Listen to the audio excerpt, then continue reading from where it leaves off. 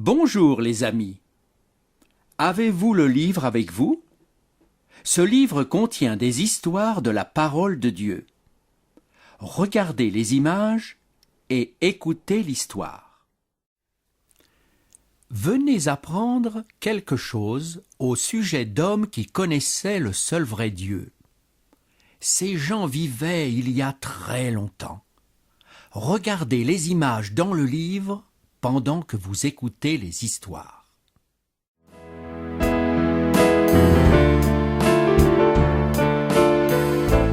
Image 1. Jacob le rusé. Les deux hommes que vous voyez sur cette image sont des frères jumeaux. Ils s'appellent Ésaü et Jacob. Isaac, fils d'Abraham, est leur père. Abraham et sa famille adorent le vrai et unique Dieu.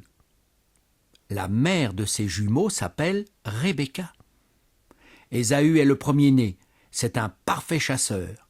Mais Dieu dit à Rebecca que lorsque ses enfants seront grands, le cadet, Jacob, dominera sur son frère aîné, Ésaü. Un jour, Ésaü rentre de la chasse. Jacob est en train de cuire un potage de lentilles. Ésaü est fatigué et il a très faim.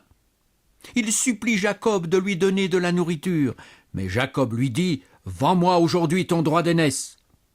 Le droit d'aînesse, ou le droit du premier-né, donne droit à une double portion de l'héritage familial et au poste de chef de la famille. Jacob veut avoir le droit d'aînesse. Ésaü a tellement faim qu'il dédaigne son droit de premier-né. Il rejette en même temps la bénédiction de Dieu qui lui revient. Il préfère les choses de la terre à celles de Dieu. Donc, il n'honore pas Dieu en vendant son droit de premier-né pour un plat de lentilles.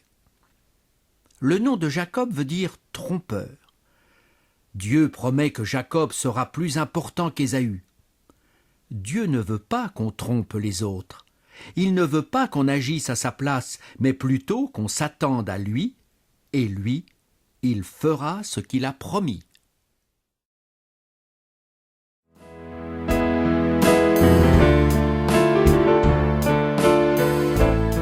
Image 2. Le rêve de Jacob. Après avoir volé le droit d'aînesse à son frère Ésaü, Jacob trompe aussi son père aveugle et vole la bénédiction qu'Isaac veut donner à Ésaü. Quand Ésaü entend dire ce qui s'est passé, il est tellement en colère qu'il menace de tuer son frère. Rebecca dit à Jacob de fuir à la maison de son oncle Laban dans un pays lointain. Sur cette image, nous voyons Jacob en chemin. Une nuit, il se couche dans un endroit isolé. Pendant qu'il dort, il fait un rêve. Il voit une échelle dressée sur la terre et dont le sommet touche le ciel. Des anges de Dieu montent et descendent. Dieu parle à Jacob et lui dit « Je suis l'Éternel, le Dieu d'Abraham, ton père, et le Dieu d'Isaac. La terre sur laquelle tu es couché, je te la donnerai à toi et à ta descendance. Toutes les familles de la terre seront bénies en toi et en ta descendance. Voici, je suis moi-même avec toi, et je te garderai partout où tu iras, et je te ramènerai dans ce pays. » Quand Jacob se réveille de son sommeil, il dit « Certainement, l'Éternel est en ce lieu. » Il a peur. Il fait un vœu en disant « Si Dieu est avec moi, me garde, me nourrit et me ramène à la maison, alors l'Éternel sera mon Dieu. » Dieu sait que Jacob est un trompeur, mais il peut aussi délivrer les hommes de leur méchanceté et de leurs péchés. Aujourd'hui, Dieu nous parle au moyen de sa parole, la Bible.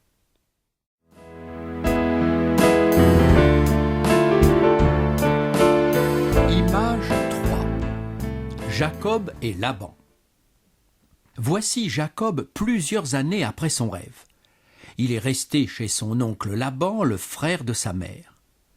Laban a 2 filles. Jacob aime la plus jeune, Rachel. Jacob travaille 7 ans pour pouvoir épouser Rachel. Mais Laban trompe Jacob. Le jour du mariage, il lui donne sa fille Léa. Jacob doit servir encore 7 ans pour avoir aussi Rachel comme femme. Après ces 14 ans de service pour les 2 femmes, Jacob demande à Laban un salaire pour son travail. Dieu bénit richement Jacob en multipliant ses troupeaux, mais Laban le trompe 10 fois en changeant toujours son salaire. Dieu déjoue les plans de Laban. Les brebis de Jacob se multiplient et celles de Laban diminuent. Vous pouvez voir Laban tellement en colère, accusant Jacob d'être voleur.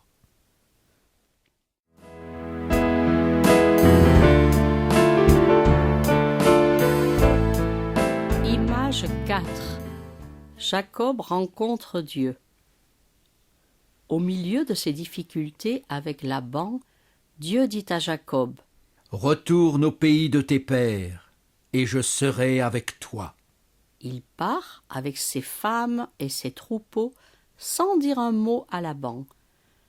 En route, il envoie un message à Ésaü, et celui-ci vient à sa rencontre avec 400 hommes. Jacob a très peur, et il envoie ses serviteurs avec des troupeaux de chèvres, de brebis, de chameaux, de vaches et d'ânes pour se réconcilier avec son frère. Jacob reste seul, et l'ange de Dieu vient lutter avec lui toute la nuit. Au lever du soleil, l'ange frappe Jacob à l'emboîture de la hanche en lui disant: « Laisse-moi aller, car l'aurore vient. » Mais Jacob se cramponne à l'ange et lui dit: « Je ne vais pas te laisser partir, à moins que tu ne me bénisses. » L'ange lui demande: « Quel est ton nom ?» Il répond: « Jacob. » L'ange lui dit: « Ton nom ne sera plus Jacob, mais Israël, ce qui veut dire lutteur avec Dieu. » Et après que l'ange l'a béni, Jacob dit: « J'ai vu Dieu face à face, et mon âme a été sauvée. » Ensuite, il va à la rencontre de son frère Ésaü. 7 fois il se prosterne à terre devant lui. Ésaü court vers lui, se jette à son cou et l'embrasse. Ensemble, ils pleurent. Tous ceux qui invoquent le Seigneur Jésus, comme Jacob l'a fait, seront sauvés.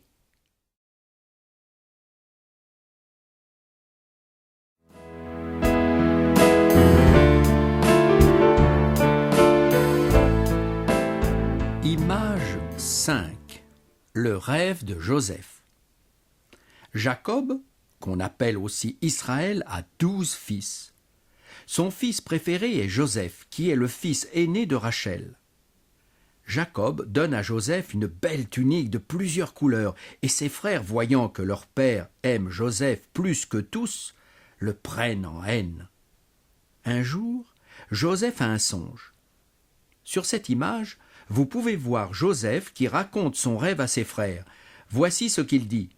« Nous nous trouvions au milieu des champs à lier des gerbes, et voilà que ma gerbe se dressa et se tint debout, et vos gerbes l'entourèrent et se prosternèrent devant elle. » Les frères de Joseph lui dirent « Est-ce que tu régneras sur nous ?» Joseph a fait encore un deuxième rêve. Il a vu le soleil, la lune et 11 étoiles qui se prosternent devant lui. Son père reprend Joseph et lui dit « Faut-il que nous venions, moi, ta mère et tes frères, nous prosterner devant toi ?» Ses frères sont jaloux de Joseph, mais son père garde le souvenir de ces choses. Dieu va accomplir ce qu'il a fait voir à Joseph dans ses rêves.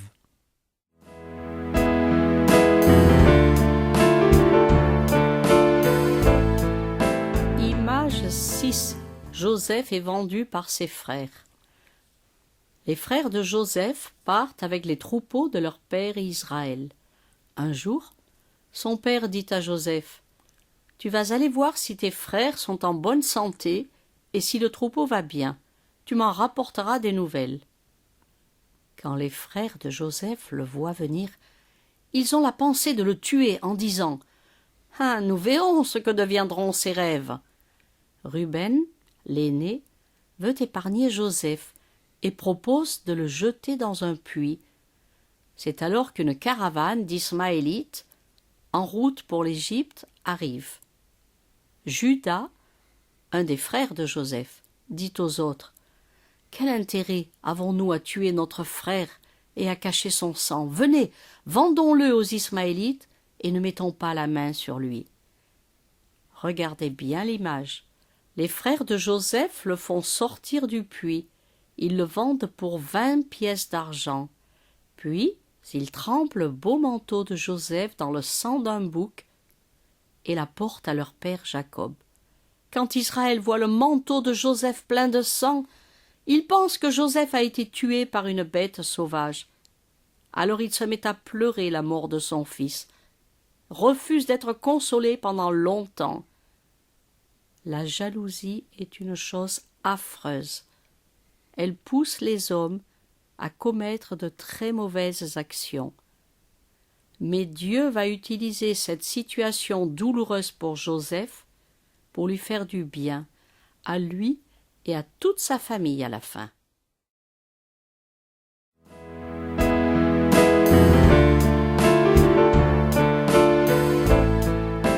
Image 7. Joseph comme esclave en Égypte. Les Ismaélites emmènent Joseph en Égypte. Ils le vendent comme esclave à un Égyptien du nom de Potiphar, qui est le commandant des gardes du Pharaon, le roi d'Égypte. Dieu est avec Joseph, et il réussit dans tout ce qu'il fait. Potiphar lui fait confiance et lui confie tout ce qu'il possède. La bénédiction est même sur tout ce qui appartient à Potiphar. Joseph est très beau de taille et de figure. La femme de Potiphar porte ses yeux sur Joseph et dit « Couche avec moi !» Joseph refuse et dit à la femme « Tu es la femme de Potiphar, comment ferais-je un aussi grand mal et pécherais-je contre Dieu ?» Un jour, Joseph travaille tout seul dans la maison. La femme de Potiphar le saisit alors par son vêtement en disant « Couche avec moi !» Joseph s'enfuit dehors en laissant son vêtement. Elle appelle alors ses serviteurs en accusant Joseph. Quand son mari rentre, elle lui montre le manteau de Joseph et lui dit « L'esclave hébreu que tu nous as amené est venu vers moi pour se jouer de moi. » Potiphar, très en colère, fait mettre Joseph en prison. Joseph ne cède pas à la tentation et il agit comme la Bible le dit « Fuyez le péché ». Dieu peut permettre qu'on nous fasse du mal, mais souvenons-nous que Dieu n'abandonne pas ceux qui lui obéissent. Il juge et punit ceux qui font le mal.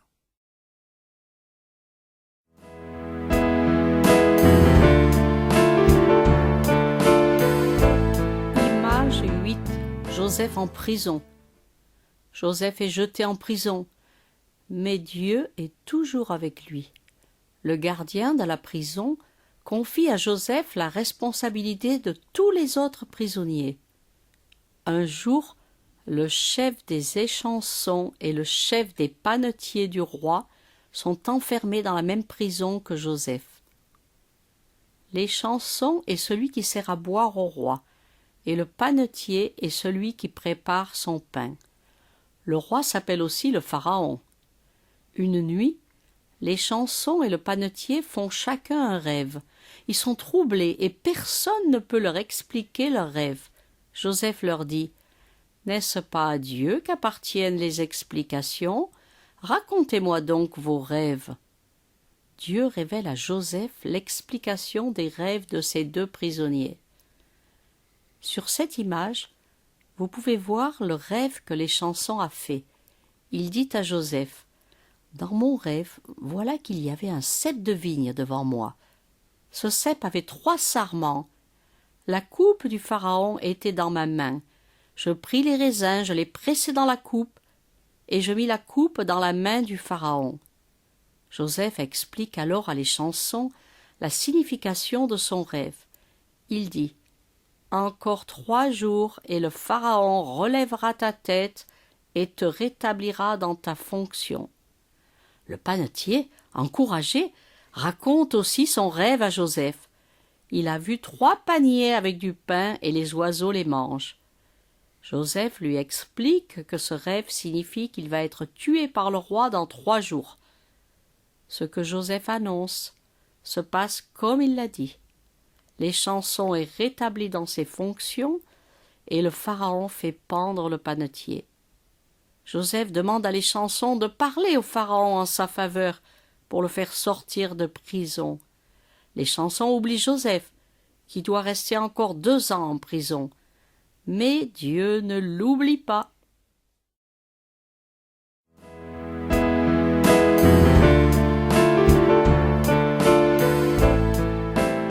Image 9. Le rêve de Pharaon. Un jour, le Pharaon, roi d'Égypte, fait 2 rêves que voici. Dans le premier rêve, il voit sortir du fleuve 7 belles vaches bien grasses. Elles se mettent à manger de l'herbe sur la rive du fleuve. Ensuite, il voit 7 autres vaches qui sortent du fleuve. Celles-ci sont maigres et dévorent les vaches grasses tout en restant maigres. Dans le deuxième rêve, Pharaon voit 7 épis de blé décharnés qui engloutissent 7 beaux épis bien remplis et chargés de grains. Le Pharaon demande à tous ses magiciens et à tous ses sages l'explication de ses rêves, mais personne ne peut les lui expliquer. L'échanson se souvient alors de Joseph et on le fait sortir de prison. Le Pharaon lui raconte ses rêves. Joseph lui dit ceci. Dieu a montré au Pharaon ce qu'il va faire. Voici que viennent 7 années de grande abondance dans tout le pays d'Égypte. 7 années de famine suivront. Joseph conseille au Pharaon de charger un homme d'accumuler des réserves durant les bonnes années. Pharaon reconnaît que l'Esprit de Dieu est avec Joseph et il l'établit gouverneur de toute l'Égypte. Dieu se sert des épreuves par lesquelles Joseph est passé pour le former en vue de la tâche importante qu'il a prévue pour lui.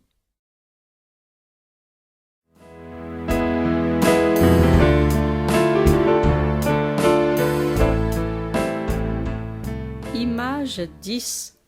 Joseph comme gouverneur d'Égypte.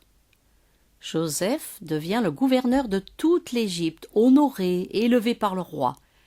Il agit selon la sagesse de Dieu et sert en vue de sauver les nations de la famine. Pendant les 7 années d'abondance, il accumule des réserves de vivres.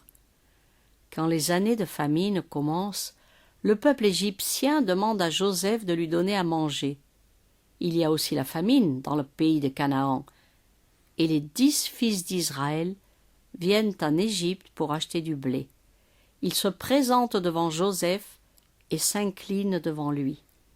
Ils ne reconnaissent pas Joseph. Regardez bien l'image.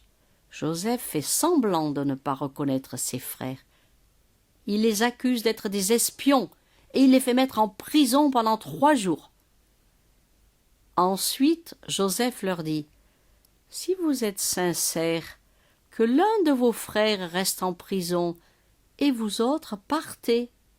Emportez du ravitaillement pour votre famille et amenez-moi votre petit frère. » Alors, Joseph garde Siméon en prison et les autres repartent dans leur pays. Joseph se souvient de son rêve où 11 épis s'étaient inclinés devant lui. Il demande donc à ses 10 frères de ne pas revenir sans son petit frère Benjamin.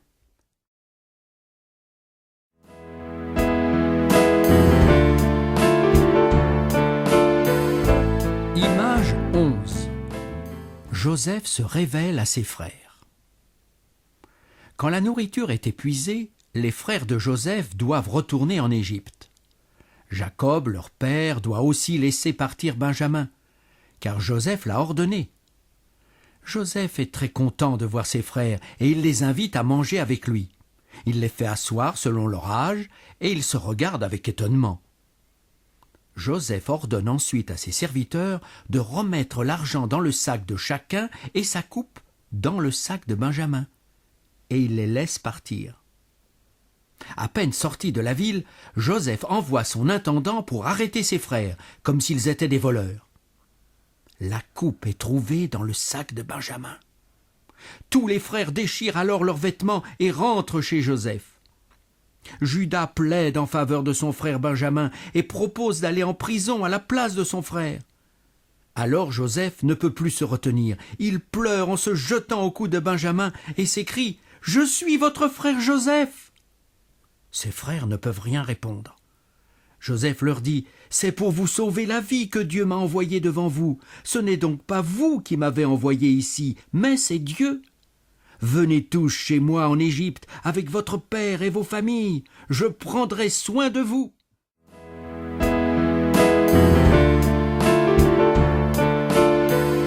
Image 12. Jacob et Joseph se retrouvent en Égypte. Les frères de Joseph retournent chez eux et disent à leur père « Joseph vit encore, et c'est lui-même qui gouverne tout le pays d'Égypte. » Jacob ne peut pas le croire. Mais quand il voit les chars que Joseph a envoyés pour le transporter en Égypte, il part avec tout ce qu'il possède. Joseph se jette au cou de son père et ensemble ils pleurent longuement. Jacob, avant de mourir, appelle Joseph pour bénir ses deux fils, Manassé et Éphraïm. Il donne le droit d'aînesse au plus jeune, Éphraïm, sous la direction de Dieu. Jacob meurt en Égypte. Alors, les frères de Joseph ont peur et se disent « Si Joseph devient notre adversaire et nous rend tout le mal que nous lui avons fait ?» Ils viennent chez Joseph, se jettent à terre devant lui et lui demandent de pardonner leurs péchés. Joseph pleure, car cette demande de pardon le touche profondément. Il leur dit « Soyez sans crainte, car suis-je à la place de Dieu ?» et il les console en parlant à leur cœur. Joseph devient un homme important parce qu'il a obéi à Dieu. L'Esprit de Dieu est avec lui dans tout ce qu'il fait. Mes amis, vous aussi, vous pouvez connaître le grand Dieu vivant de Joseph. Dieu a aussi un plan pour votre vie, et vous pouvez l'honorer et lui obéir. Vous pouvez vous confier en lui. Dieu seul peut tourner en bien les choses qui semblent mauvaises dans notre vie, pour nous faire du bien à nous et aux autres à travers nous.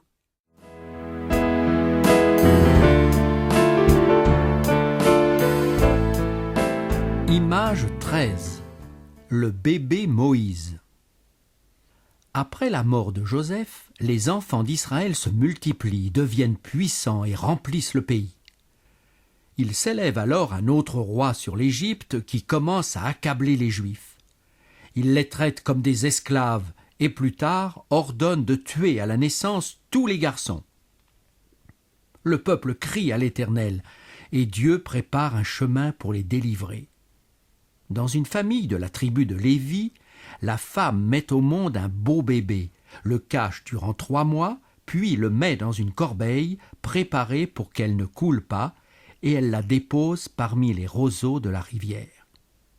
Myriam, la sœur de Moïse, se cache tout près de son frère pour veiller sur lui et pour voir ce qui va lui arriver. La fille de Pharaon descend à la rivière pour s'y baigner. Elle trouve la corbeille au milieu des roseaux. Elle l'ouvre et découvre l'enfant qui pleure. La fille du roi a pitié du bébé et l'appelle Moïse, ce qui veut dire « tirer de l'eau ». Myriam sort alors de sa cachette et dit « Faut-il que j'aille te chercher une nourrice parmi les femmes des Hébreux pour allaiter cet enfant ?» La fille du Pharaon lui dit « Va !» Myriam va chercher la maman de Moïse et elle peut le nourrir quelque temps. Quand Moïse est devenu grand, elle l'amène à la fille du Pharaon et il est pour elle comme un fils.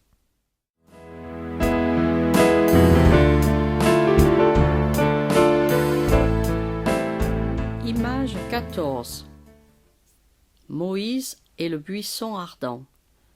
Un jour, Moïse se rend chez les Israélites, ses frères, et il est témoin de leurs pénibles travaux.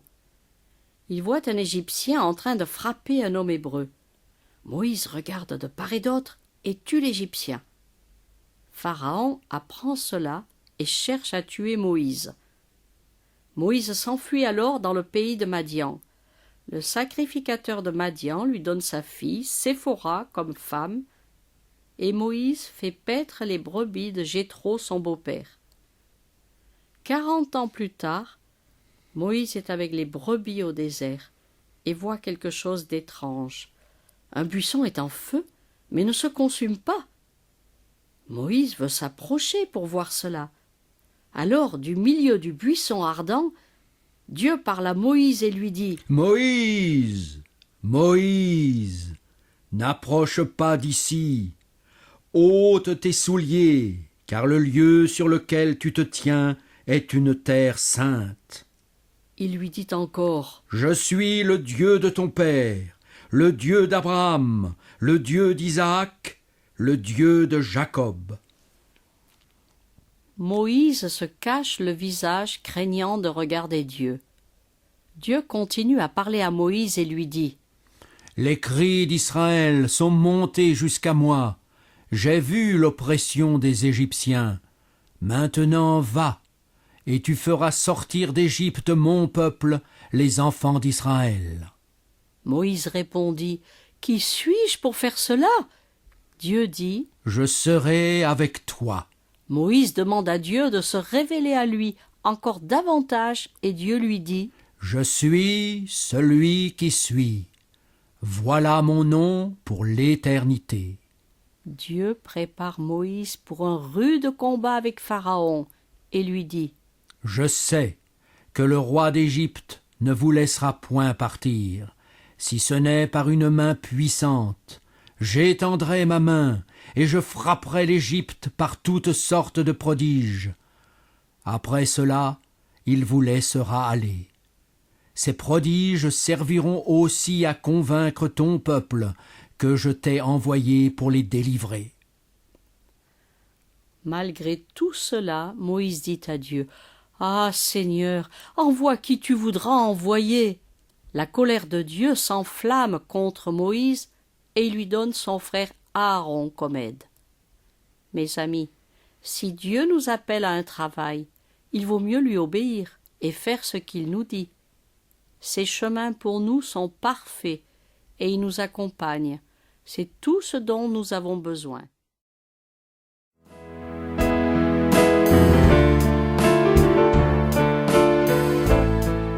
Image 15.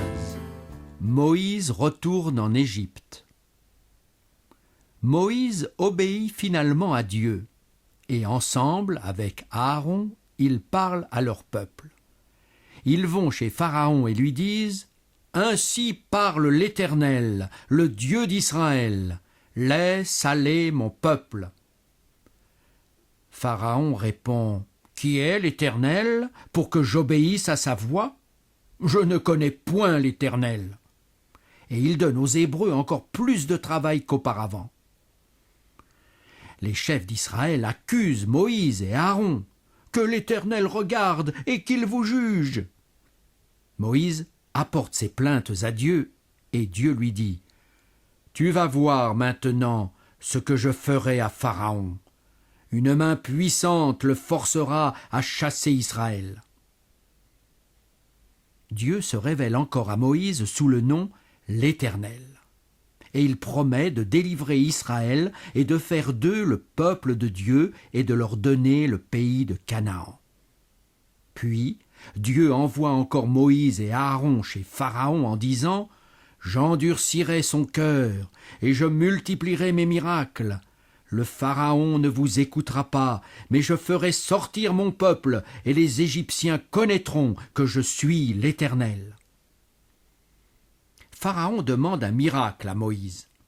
Et Aaron jette le bâton à terre et il devient un serpent. Le Pharaon appelle ses magiciens et ils changent aussi leur bâton en serpent. Mais le bâton d'Aaron engloutit tous les bâtons des magiciens.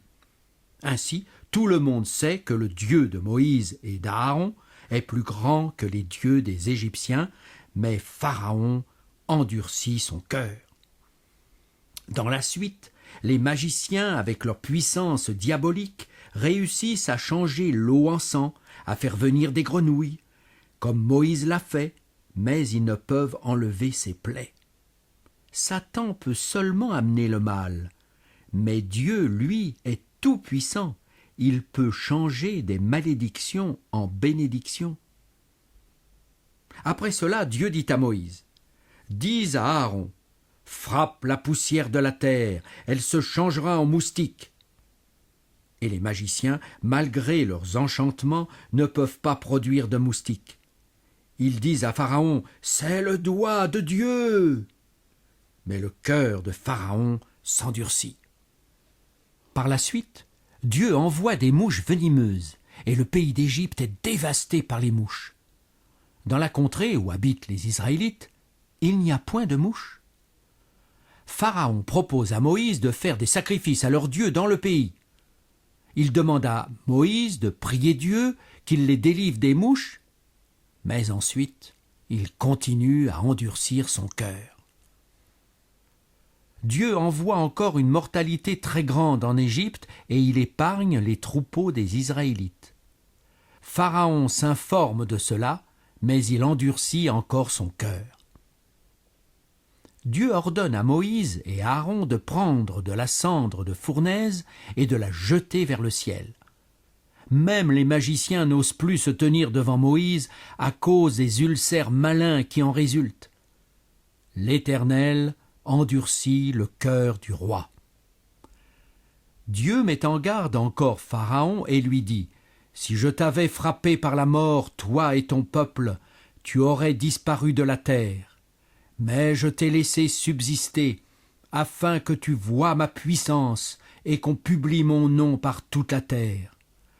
Voici, je ferai pleuvoir demain une grêle, comme il n'y en a jamais eu en Égypte. » Dans sa bonté, Dieu avertit tout le monde et leur conseille de se mettre à l'abri dans les maisons. Ceux qui ne prennent pas la parole de l'Éternel au mot laissent leurs serviteurs et leurs troupeaux dehors.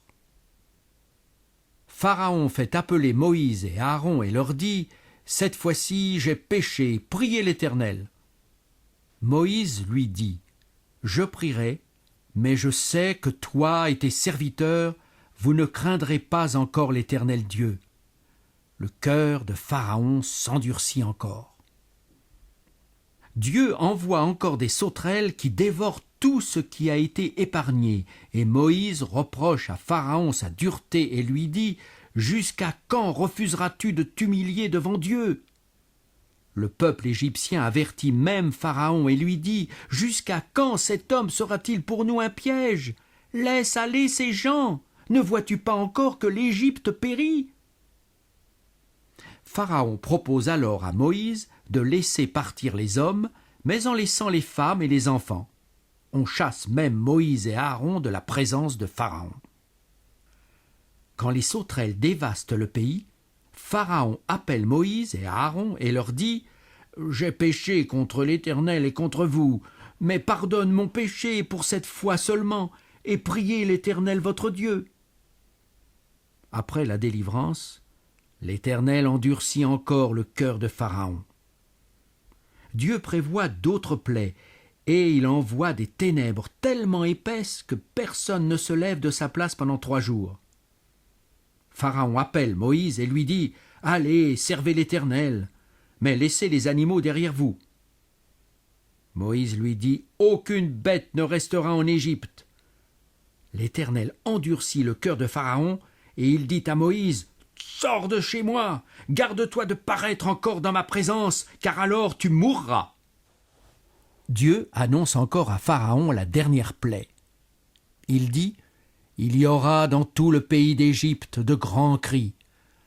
Tous les premiers-nés mourront, depuis le premier-né de Pharaon jusqu'au premier-né de la servante, et jusqu'à tous les premiers-nés des animaux. » Moïse, après avoir donné ces derniers avertissements, sort de chez Pharaon dans une ardente colère. Des hommes peuvent-ils vraiment s'endurcir envers Dieu comme Pharaon l'a fait ? Il va courir à sa perte, car il ne veut pas s'humilier.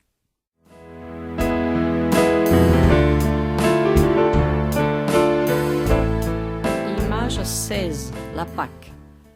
Dieu dit à Moïse que, puisque le Pharaon ne veut pas obéir, il va faire mourir tous les premiers-nés des Égyptiens.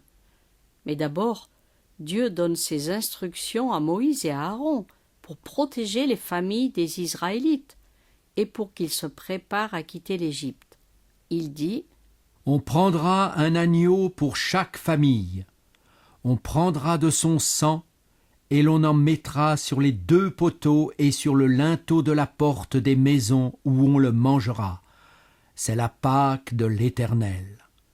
Cette nuit-là, je parcourrai le pays d'Égypte et je frapperai tous les premiers-nés des Égyptiens et j'exercerai des jugements contre tous les dieux de l'Égypte. Je suis l'Éternel. Le sang vous servira de signe sur les maisons où vous serez. Je verrai le sang, je passerai par-dessus vous, et il n'y aura pas sur vous de fléau destructeur quand je frapperai le pays d'Égypte.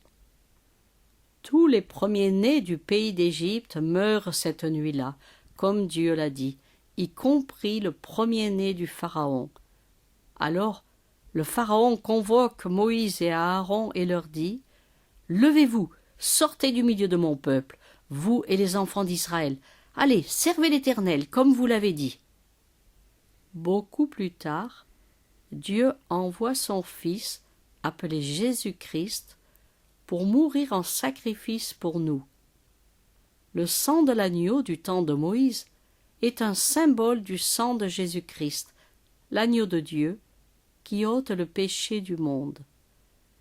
Le Seigneur Jésus-Christ peut nous sauver de la mort si nous nous repentons et croyons en lui. Alors nous recevons le pardon de nos péchés.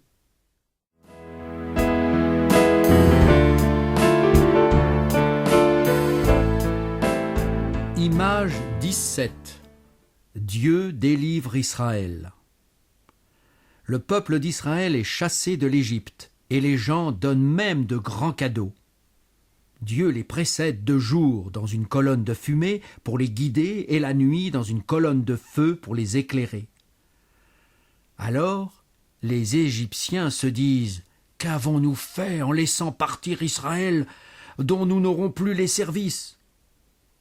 Le Pharaon et son armée poursuivent les Israélites pour les ramener en Égypte. Et ceux-ci ont très peur. La mer est devant eux et l'armée égyptienne derrière eux. Ils n'ont aucune possibilité de s'échapper nulle part.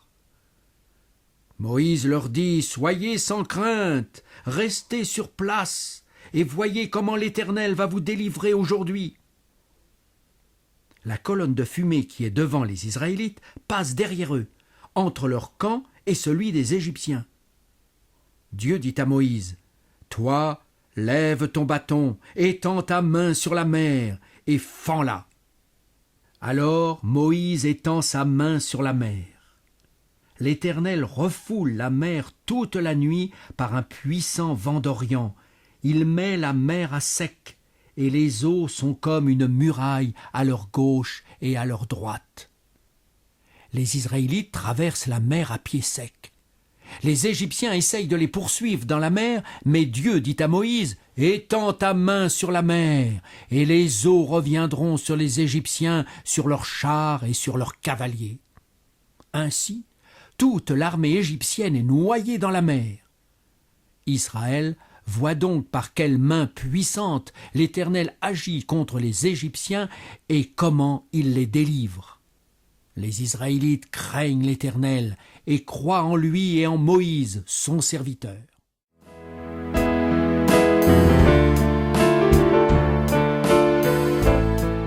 Image 18. La manne et l'eau dans le désert.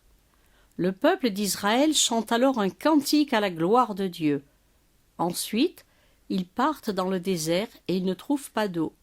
Les gens murmurent contre Dieu. Alors Dieu leur envoie de la nourriture. Durant plusieurs jours, il leur envoie aussi des petits oiseaux, appelés des cailles, pour que le peuple ait de la viande à manger. Chaque matin, il y a des grains sur la surface du désert. Le peuple appelle ces grains granuleux la manne. C'est le pain que l'Éternel leur donne pour nourriture. Tous les matins, le peuple ramasse la manne comme Dieu dit de le faire. S'il ramasse plus que nécessaire, elle est partagée avec ceux qui ont trop peu. Mais ceux qui veulent faire des réserves pour le prochain jour constatent que la manne est pourrie. Le 6e jour, Dieu leur dit de ramasser assez de manne pour 2 jours, à cause du sabbat, pendant lequel les Israélites honorent Dieu et ne travaillent pas. Ce jour-là, la manne ne devient pas infecte et ils peuvent la manger. Le 7e jour, il n'y a pas de manne. C'est le jour du repos consacré à l'adoration de l'Éternel. Pendant 40 ans, Dieu envoie la manne pour le peuple. Le peuple se plaint aussi qu'il n'y a pas d'eau à boire. Les gens disent « L'Éternel est-il au milieu de nous, oui ou non ?» Alors Dieu dit à Moïse « Prends dans ta main ton bâton avec lequel tu as frappé le Nil. Tu frapperas le rocher, il en sortira de l'eau et le peuple boira. » Cela se produit ainsi. Dieu aime son peuple et il s'occupe de lui. Nous non plus, nous n'avons jamais besoin de nous plaindre de Dieu et de murmurer contre lui. Dieu pourvoit aux besoins de ceux qui croient en lui, qui l'honorent en lui obéissant. Nous vivons tous les jours de la grâce de Dieu.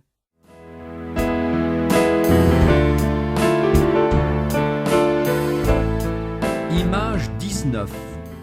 Les lois de Dieu. 3 mois après la sortie d'Égypte, les Israélites arrivent au mont Sinaï. Alors, Dieu descend sur la montagne et appelle Moïse. Il lui dit « Vous avez vu ce que j'ai fait à l'Égypte et comment je vous ai porté sur des ailes d'aigle ? Maintenant, si vous écoutez ma voix et si vous gardez mon alliance, vous m'appartiendrez en propre entre tous les peuples, car toute la terre est à moi. Il y a du tonnerre, des éclairs et une épaisse nuée sur la montagne. Le son de la trompette retentit fortement, et tout le peuple qui est dans le camp se met à trembler. Moïse fait sortir le peuple du camp à la rencontre de Dieu, et il se place au bas de la montagne. L'Éternel descend sur le sommet de la montagne, et Moïse monte. L'Éternel lui dit « Je suis l'Éternel ton Dieu, qui t'a fait sortir du pays d'Égypte. Tu n'auras pas d'autre Dieu devant ma face. Tu ne te feras pas d'image taillée, ni de représentation quelconque des choses du ciel, de la terre et de la mer. Tu ne te prosterneras pas devant elles, et tu ne leur rendras pas de culte, car je suis un Dieu jaloux. Tu ne prendras pas le nom de l'Éternel ton Dieu en vain, sinon l'Éternel te punira. Souviens-toi du jour du sabbat pour le sanctifier. Tu travailleras 6 jours, mais le 7e est le jour du repos. Aucun membre de famille, ni aucun esclave, ni aucun étranger, ni ton bétail ne travaillera ce jour. Honore ton père et ta mère, afin que tu vives longtemps. Tu ne commettras pas de meurtre. Tu ne commettras pas d'adultère. Tu ne commettras pas de vol. Tu ne porteras pas de faux témoignages contre ton prochain. Tu ne convoiteras pas la maison, la femme de ton prochain, ni son serviteur, ni son bœuf, ni rien qui soit à ton prochain. Ce sont là les 10 commandements de Dieu, sa loi. Dieu les écrit sur des tables de pierre. Tous les gens qui obéissent à ces lois plaisent à Dieu. Mais personne ne peut obéir à toutes ces lois. Quand nous désobéissons, nous méritons la punition de Dieu. Le salaire de notre péché, c'est la mort. Mais la Bible nous dit, si nous confessons nos péchés, Dieu est fidèle et juste pour nous les pardonner et nous purifier de tout péché.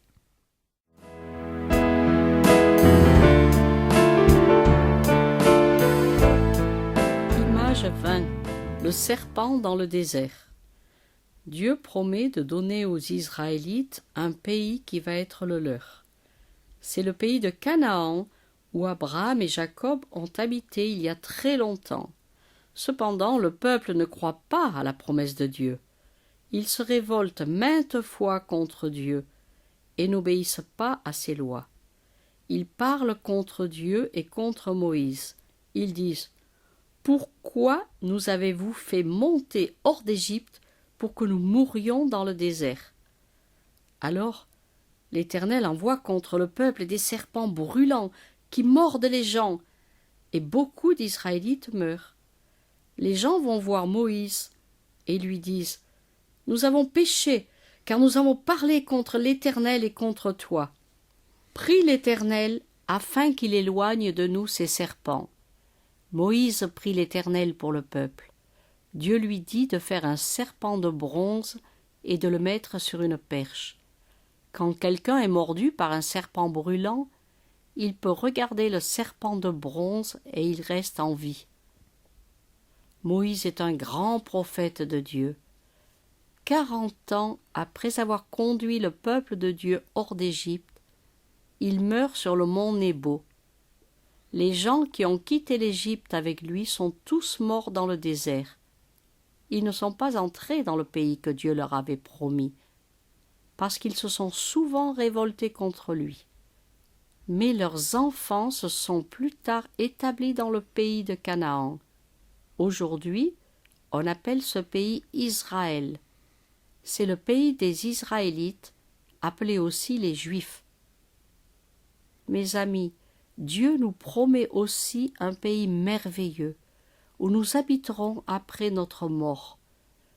Nous ne devons pas suivre l'exemple des Israélites qui désobéissent à Dieu, mais nous devons suivre l'exemple de ceux qui croient Dieu et lui obéissent.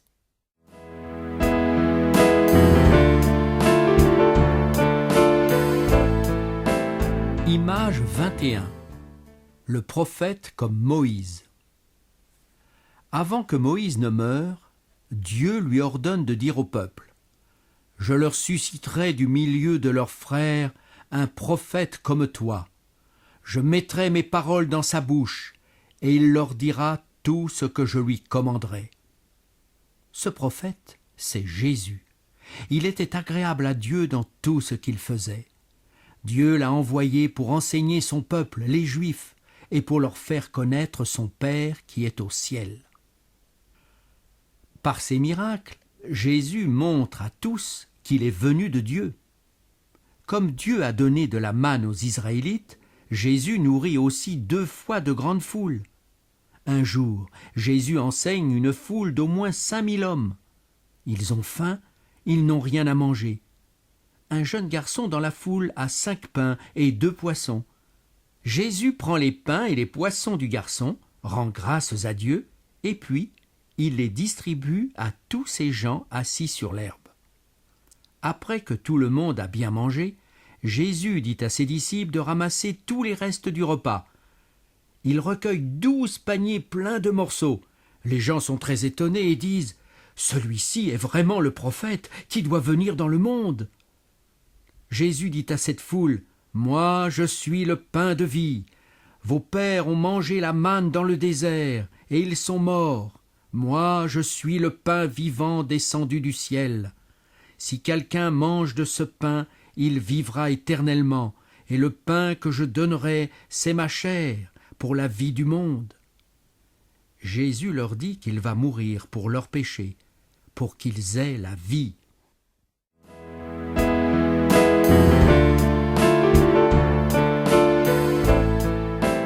Image 22. Jésus parle avec Moïse et Élie. Un jour, Jésus prend avec lui 3 de ses disciples et il monte sur une haute montagne pour prier. Pendant qu'il prie, l'aspect de son visage change, son vêtement devient d'une blancheur éclatante. Soudain, 2 hommes apparaissent à Jésus. Un de ces hommes est Moïse et l'autre Élie. Ces 2 prophètes ont vécu sur la terre des centaines d'années avant le temps de Jésus, mais ils sont là, vivants, et ils parlent avec Jésus. Jésus sait qu'il va mourir bientôt pour sauver son peuple. Moïse et Élie sont là pour parler avec lui de sa mort proche. Pierre, Jacques et Jean voient aussi Moïse et Élie. Ils sont appesantis par le sommeil. Mais s'étant éveillés, ils voient la gloire de Jésus. Une nuée vient les envelopper, et les disciples sont saisis de frayeur en les voyant entrer dans la nuée. De la nuée sort une voix qui dit « Celui-ci est mon fils bien-aimé, écoutez-le. » Quand la voix se fait entendre, ils voient Jésus seul. Vous vous souvenez que Moïse est mort avant d'entrer dans le pays que Dieu a promis à son peuple? Mais ceux qui marchent avec Dieu comme Moïse vivront éternellement. Jésus va aussi mourir, mais il va ressusciter. À tous ceux qui suivent Jésus, le seul chemin, à tous ceux qui croient en son nom, Jésus donne la promesse qu'ils vivront toujours avec lui dans le ciel.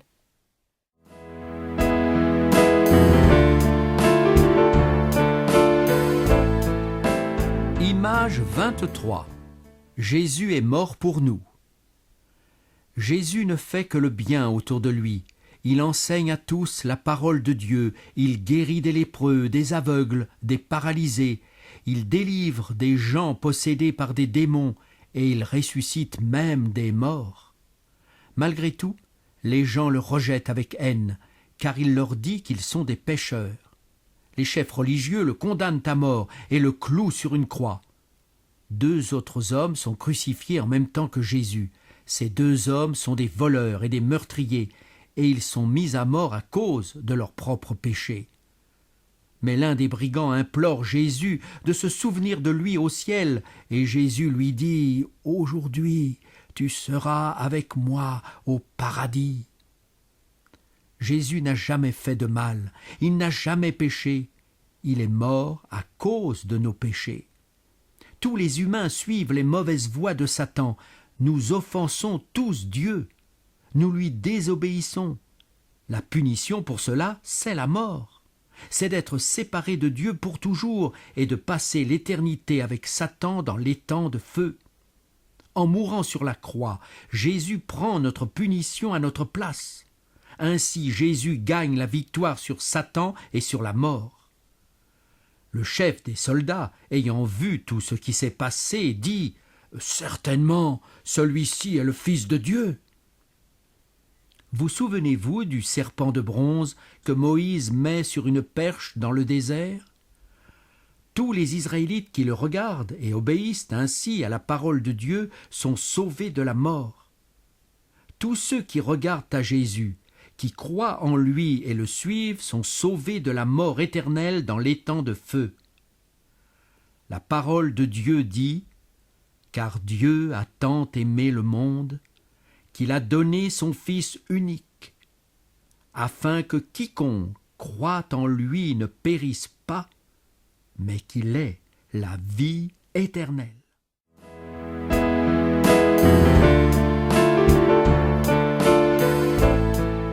Image 24. Jésus est vivant aujourd'hui. Après sa mort sur la croix pour nos péchés, Jésus est enterré dans un tombeau. 3 jours après, Jésus revient à la vie comme il l'a dit. Il ressuscite. Jésus passe encore 40 jours sur la terre et beaucoup de gens le voient vivant. Ensuite, il remonte au ciel.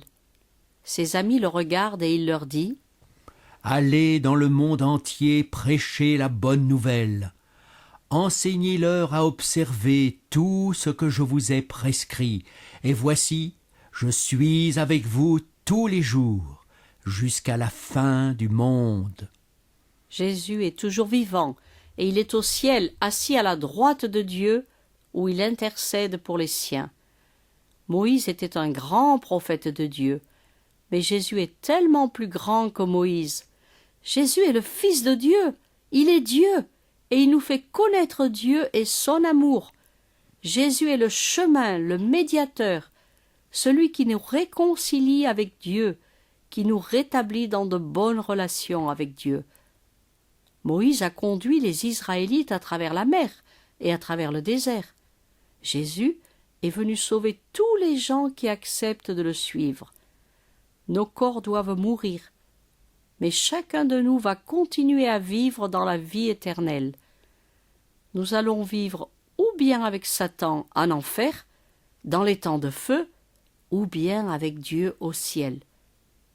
Un jour, Jésus va revenir sur la terre, de la même façon qu'il est monté au ciel, mais dans toute sa gloire. Jésus va prendre avec lui tous ceux qui croient en lui pour être avec Dieu toujours, éternellement au ciel. Maintenant, cher ami, réfléchis très sérieusement à cette histoire vraie de Moïse et de Jésus. Que faut-il faire pour être sauvé? Crois au Seigneur Jésus et tu seras sauvé. Jésus déclare à toi maintenant: Je suis le chemin, la vérité et la vie. Nul ne vient à Dieu que par moi.